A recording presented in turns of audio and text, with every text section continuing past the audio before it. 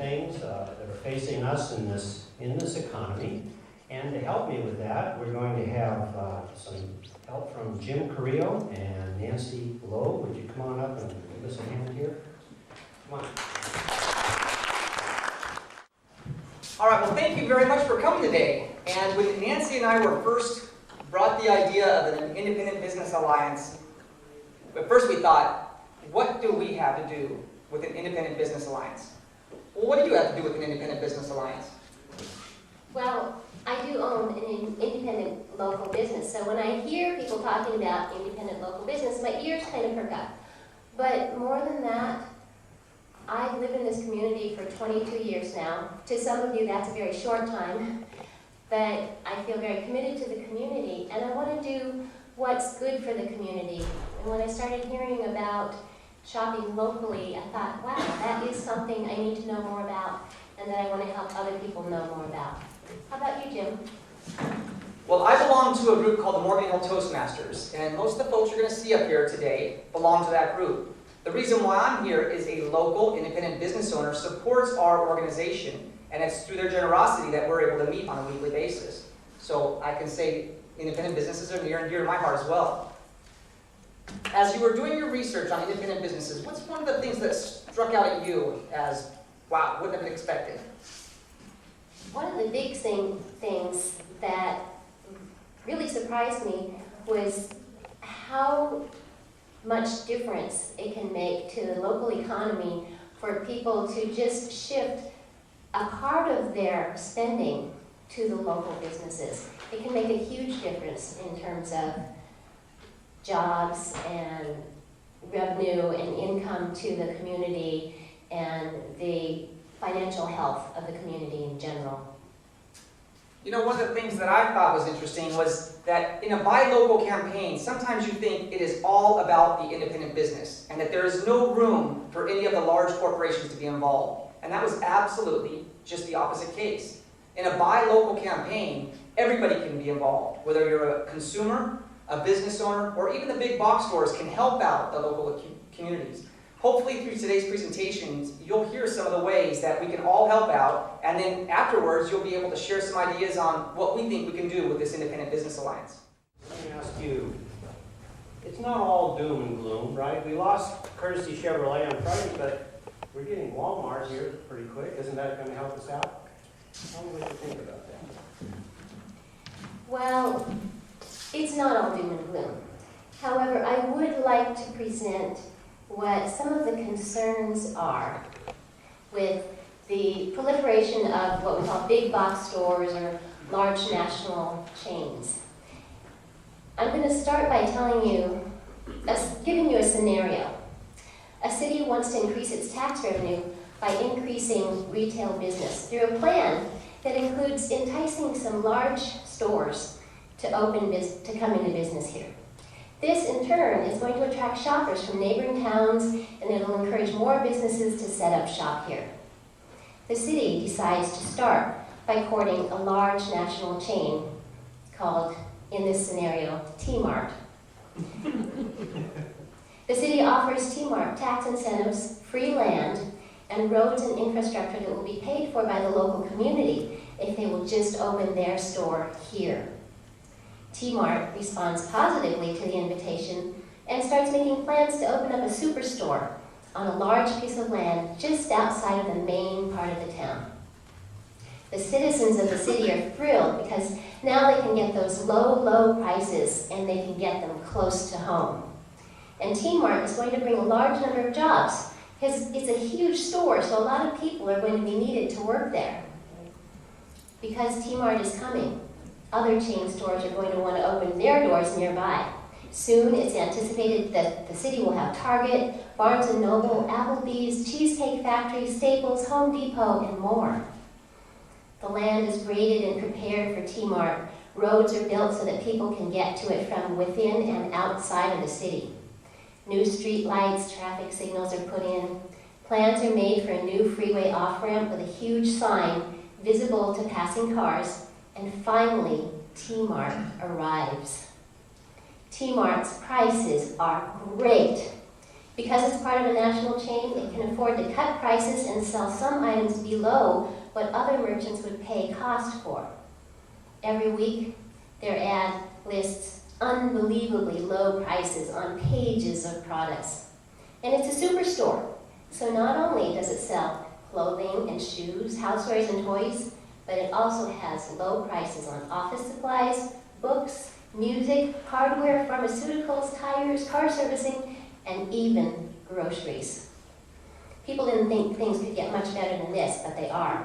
T-Mart also has a McDonald's, a Starbucks, and a Bank of America right inside the store.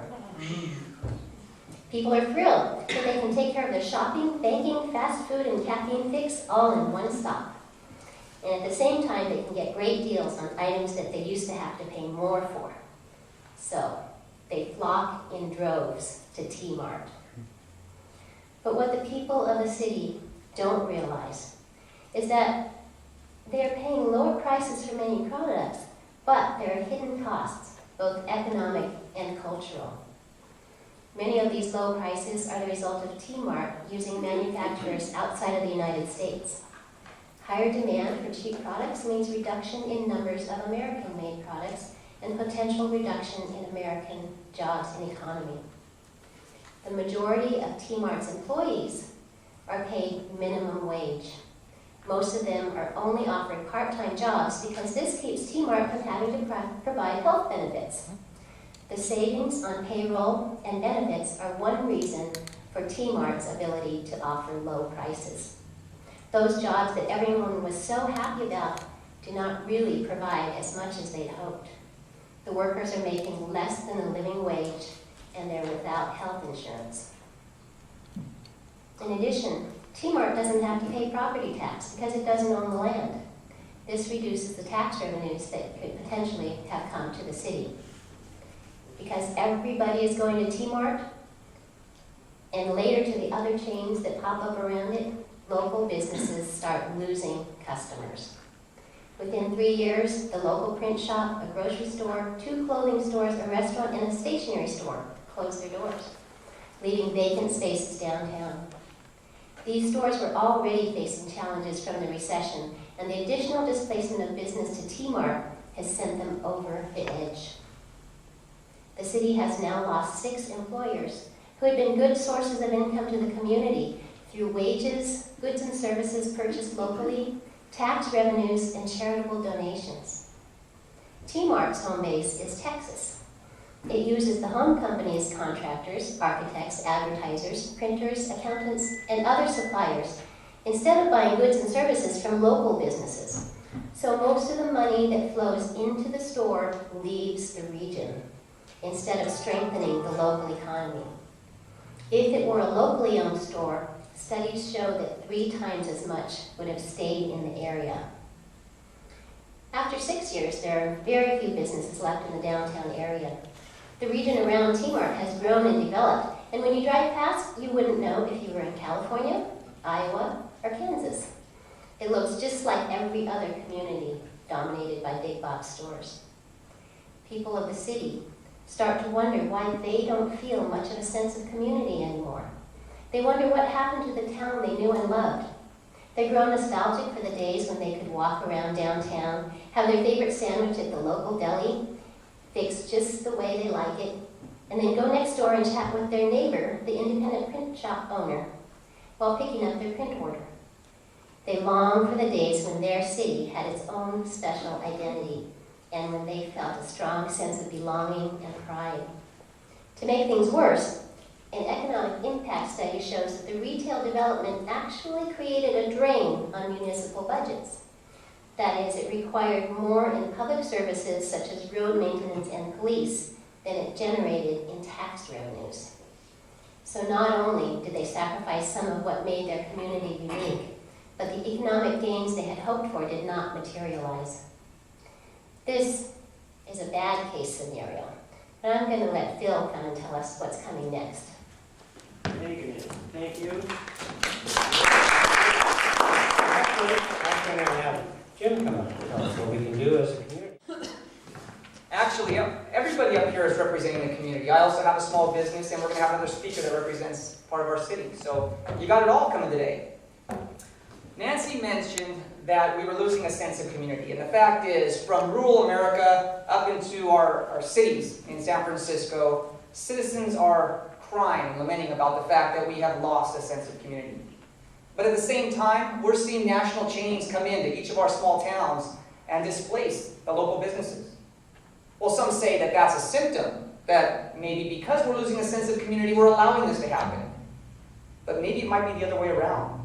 Maybe it might be that because our small businesses and our small independent businesses are being displaced, that's what's causing us to lose a sense of community. Well, let's think about the way we make our decisions when we're making our purchases. Usually you'd think that we were logical about the process, and we have this great way of making our own decisions on how we can best use our money and our time. But maybe they're not our decisions. Maybe it's a result of the bombardment of advertising that we're getting every day on television, radio, or when we're driving down the freeway, saying big box stores are the way to go. Save money. We might be saving a nickel and dime here, but are we saving money in the long run? When local businesses go out, it leaves a void. Now, I haven't been here for as long as most of you, and definitely not as long as Nancy. I've only lived here for 5 years. But I remember our local office supply store downtown. Was it Jody's Junction, right? And I remember turning the corner one day, and I said, hey, call my wife. I'm going to be picking up some things from the store. Turn around, and there's no more Jody's Junction. Like, what the heck just happened there? Only been here for 5 years, and I'm already feeling the effects of the voids that are created when local small businesses go out of business. Now, I have to admit, the big box chains have their lure. They have their lure to us as citizens paying lower prices, but also as voters and elected public officials too. I mean, think about all the tax revenue that we're going to get from the big box chains coming in, and the 300 jobs that are going to be added. Well, as Nancy noted, those jobs aren't always the full-time positions that we would have liked to have, maybe part-time positions, or they're lower skill jobs. And actually, there was a study done that pointed out that we lose more than one job from local independent business owners for every job that's created for the big box stores. So it's time to consider the real cost that a community loses when locally owned businesses are put out. Locally owned businesses, as Nancy mentioned, impact the community in a much broader sense. So it's the locally owned businesses that are hiring our architects, that are hiring our tax accountants and other bookkeeping personnel. It's the locally owned businesses that are actually using the folks that are doing the interior design for their offices. Do you think Walmart, or should I say T-Mart, is using interior designers from Morgan Hill? I doubt it. Now, they just got a cookie-cutter approach that they're bringing to this table, and they use that. There was a study done with the Independent Business Association in Austin, Texas in 2003, and it concluded that for every $100 spent in a chain, $13 remained in the community. Sounds pretty good, right? But in Austin, Texas, $45 remain in the community for every $100 spent in a local independent business. They do have an impact. And that's what we're here to talk about today is Local Independent Business Alliance. Now, the Independent Business Alliance for the South County was started how long ago? Today. Exactly. And do you know who are the members of the Independent Business Alliance? Can everybody please raise your hand? Exactly. We are. There's no formal structure that says that there's this person in charge or that person in charge. It's actually a grassroots effort that we're trying to create through people like us that are interested in improving our community. If I haven't given you enough reasons, or if Nancy hasn't given you enough reasons why buying local changes our environment, I've got 10 specific ones right here.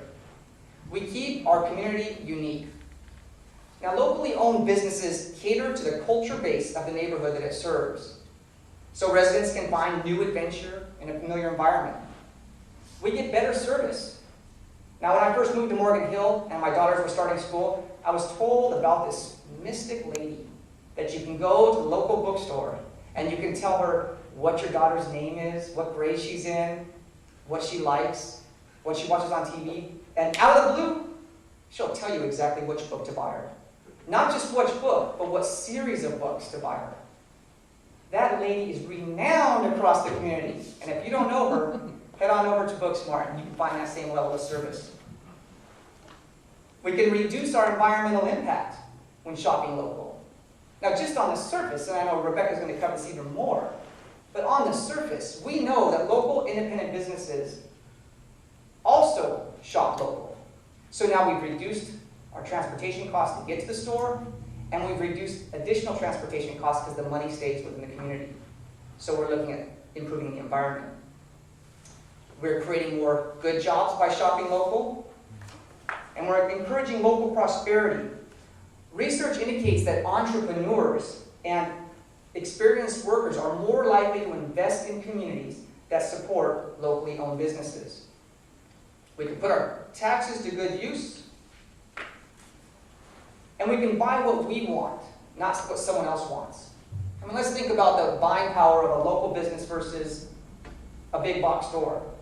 Now, I imagine when Booksmart or any other local business is deciding what they want to buy, they're thinking about the community. What are people in my community going to buy? And what can I do to serve them? When Walmart decides, they probably got 3 or 4 people sitting behind a desk in Shenzhen, China, deciding, what can we get cheap today? That's what's going to be out there for next week. And then finally, buying local supports local community groups. As I mentioned, I'm with the Toastmasters, and I wouldn't be here today if it wasn't for a local independent business. So through that support, we found that local independent businesses actually support public service organizations and nonprofits at a greater extent than the large big box stores. And it's evident in this community. All right, Jim, thank you. Back up with Jim and share some success stories and some specific examples of what you've been talking about, right? Absolutely. Thank you. So what are some of the things that you've read, Nancy? Well, I'd like to talk about one of the success stories I actually talked about on a video, and then I read about it online because I was so interested. In Austin, Texas, there was a very large bookstore called Waterloo. I'm getting the details mixed up. The bookstore is called Book People, and the very large music store was called Waterloo. Now, Borders Books and Music decided to build right across the street from these two businesses. Now, these were very successful businesses that had a stake in the community. The owners lived in the community and supported the community.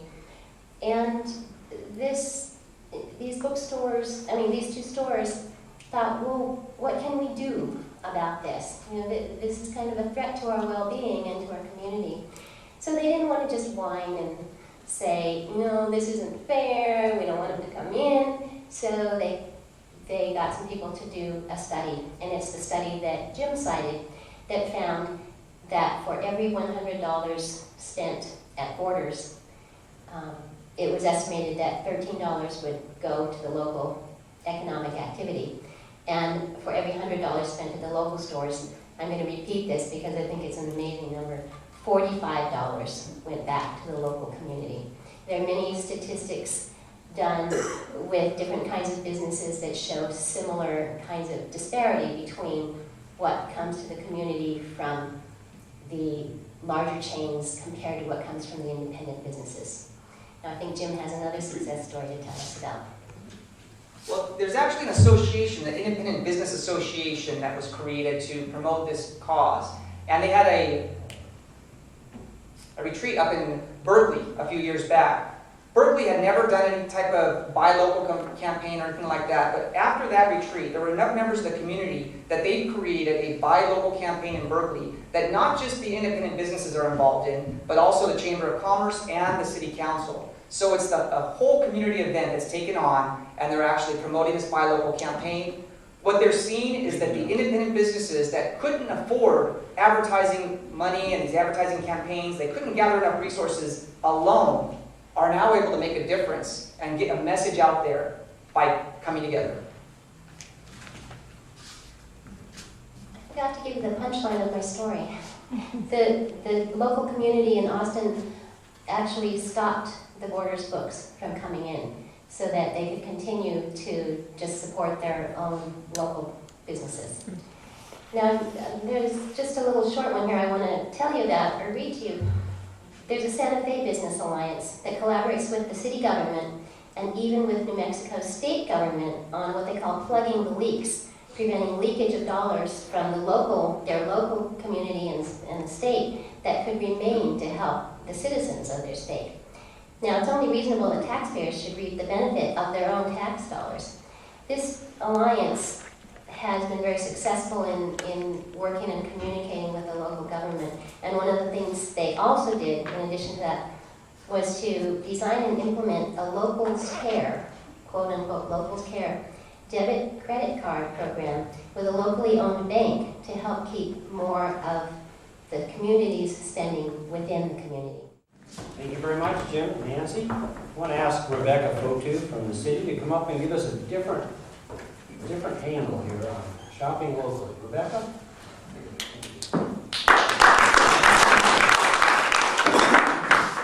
Good evening. I'm Rebecca Fotu. I'm the Environmental Programs Coordinator for the City of Morgan Hill. And I've been with the city for about a year and a half. And I have to say, I am really pleased with the turnout. I'm going to have the Toastmasters organize all of my community meetings from now on because we do have a lot of environmental forums where the public can come in and participate and give us feedback. And one of the main things that we've been working on since I began working for the city is climate change. And that's the new sexy topic in our political world, in science, and we've discovered that it's no longer a debatable issue, that it's a real issue that we need to address. Because basically everything we do in our life has some kind of environmental impact. Everything from turning on the water, to flipping on the lights, to the things that we also buy. And so shopping locally is really important. And I'd also like to mention too, tomorrow is Earth Day.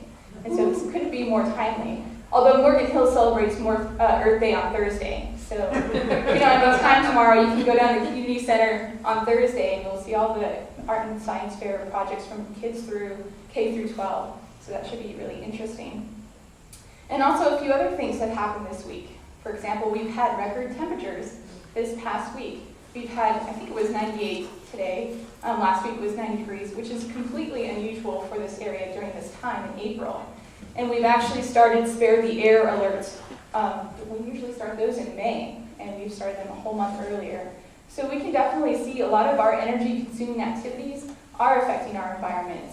And just to kind of give you a background to why we care about climate change is, if you look at natural laws that nothing's created or destroyed, we can't take resources from underneath the ground and burn them on the Earth's surface and expect them to disappear.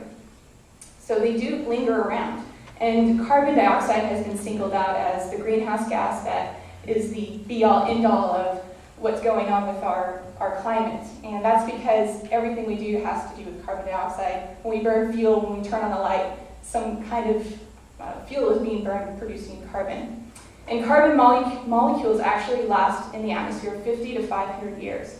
So that means if you drove your car here today, that those carbon emissions that were emitted from your vehicle are going to be around when your grandchildren are born. So that's something to really think about how we're impacting our future generations. So I'd like to kind of show you what we've been doing in the city. We've measured the community's carbon footprint. And we did it in 2005. And what we did was we collected information. I know this pie chart's really small, and I'll explain it. But from 2005, we gathered data of how many vehicle miles are traveled on our roads. We got PG&E data from all households and all businesses. Of course, they didn't tell us which ones are using more energy or not, because that's private. But they did give us a lump sum number, and we looked at our waste emissions. And so in 2005, we emitted 300,000 tons of carbon as a community. And so that's our impact. That's this community's impact in the world, in the global perspective. And so this yellow portion here represents 64% of our emissions come from transportation. And this blue here is electricity, this kind of reddish pink is natural gas, and this small sliver is waste. And that's not to say that waste isn't important, that recycling is not important. It's just that all these other activities that we're doing are so great that it kind of singles out waste and makes it smaller. And when you think about residential households and commercial businesses, they take a pretty even chunk between electricity and commercial. And so what we've been trying to do as a community is basically reduce our emissions. So I'm not sure if you've heard, but Arnold Schwarzenegger in 2006, he signed a bill, and it was a goal to reduce our emissions to 1990 levels. And so that basically means reducing it to when our population was 1990, because emissions kind of grow with population. And so this blue line for Morgan Hill indicates what our emissions will be if we don't do anything. If this community doesn't take any action, it'll just continue to grow. And this is where we want to be. So we need to reduce half of our emissions by 2020 in order to meet the goals of the state. And then by 2050, we need to reduce it 80% below 1990. And that's really aggressive. And you're thinking, how do we get there? Well, it's really easy. There's a few things that we do at the city. And one of them is promoting buying local. And when we think of local, we think of, making things locally, using local services. And as Jim mentioned, we really want people to travel shorter distances. And that's one of the beautiful things about buying local. I can since I live in town, I could ride my bike to go eat lunch somewhere or to go to the reserve. So there's a lot of ways for us why that's environmentally friendly. And just to give you an example, like a bottle of wine from Australia, Franz is in the audience, so he's going to be picked on today. A bottle of wine from Australia can it produces about 1,000 pounds of carbon dioxide, versus a wine that's made locally, which emits little because it's not traveling a far distance, it's not having to fly across an ocean. And so that's one of the things we'd like to keep in perspective as well. And so when we think about shopping locally, I like to say, buy locally, think globally, because that's what we're doing. So we want to use local resources, we want to use local products, and we want to bike or walk to those places to where we get those. And that will all help reduce our carbon footprint. And as you'll notice on the carbon footprint, there's things that I couldn't measure. Like I can't measure, whether you buy your food from Mexico or whether you're buying it from a local farm in Morgan Hill or around this area. But those are things that you can consider maybe in your life and how you can reduce your impact and help us achieve our community goals. So buy locally, think globally.